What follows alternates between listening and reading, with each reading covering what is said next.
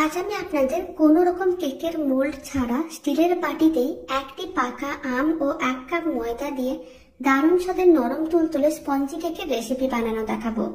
কেকের রেসিপিটা শেষ পর্যন্ত দেখার জন্য আপনাদের কাছে অনুরোধ রইল। আশা করি কেকের রেসিপিটা আপনাদের খুবই ভালো লাগবে। প্রথমে একটা মিক্সির জার নিয়েছি আর একটা আমকে এইভাবে স্লাইস করে কেটে নিয়েছিলাম। তারপর একটা চামচ নিয়েছিলাম, আমটাকে এইভাবে স্কুপ করে তুলে নিতে হবে।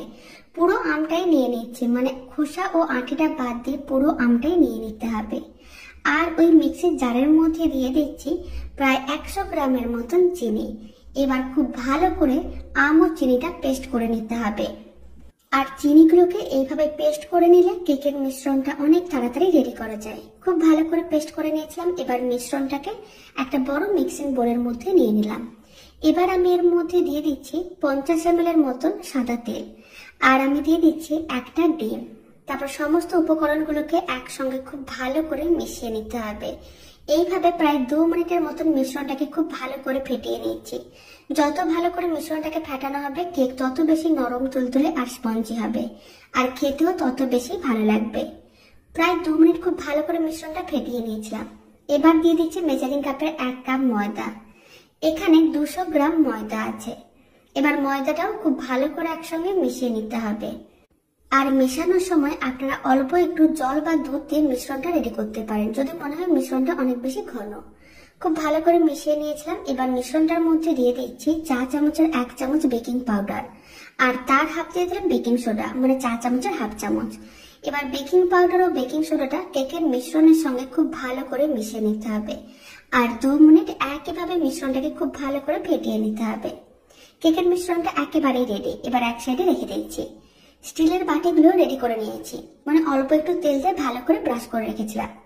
এবার সেই স্টিলের বাটিগুলোর মধ্যে কিছুটা করে মিশ্রণ দিয়ে দিতে হবে।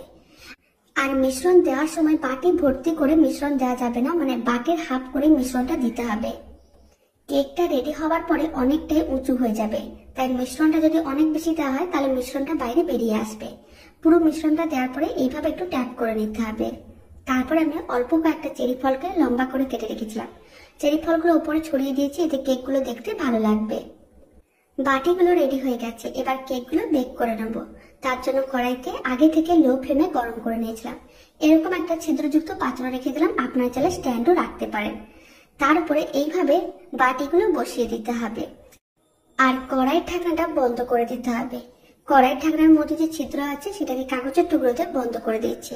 তারপরে এইভাবে মিডিয়াম টু লো ফ্লেমে প্রায় 40 মিনিটের মতন কেকগুলোকে বেক করে নিতে হবে। 40 মিনিট হয়ে গেছে, ঢাকনাটা খুলে নিলাম। আপনারা দেখুন কেকগুলো রেডি হয়ে গেছে, আর কালারটাও খুবই সুন্দর এসেছে। একটা ছুরি নিয়ে চেক করে দেখে নিতে হবে। ছুরিটা একেবারেই পরিষ্কার, তার মানে কেকগুলো রেডি হয়ে গেছে। কেকগুলোকে ঠান্ডা করে নিয়েছিলাম। এবার কেকগুলো ডিমোল্ড করে নেব। তার জন্য একটা ছুরি বা হাতা নিতে হবে, আর এইভাবে একটু গোল করে ঘুরিয়ে নিতে হবে। এতে আপনারা দেখবেন কেকগুলো খুব সহজে বাটির থেকে আলাদা হয়ে যাবে। আর এই দারুণ স্বাদের নরম তুলতুলে স্পঞ্জি আমের কেকের রেসিপিটা শেষ পর্যন্ত দেখার জন্য অসংখ্য ধন্যবাদ।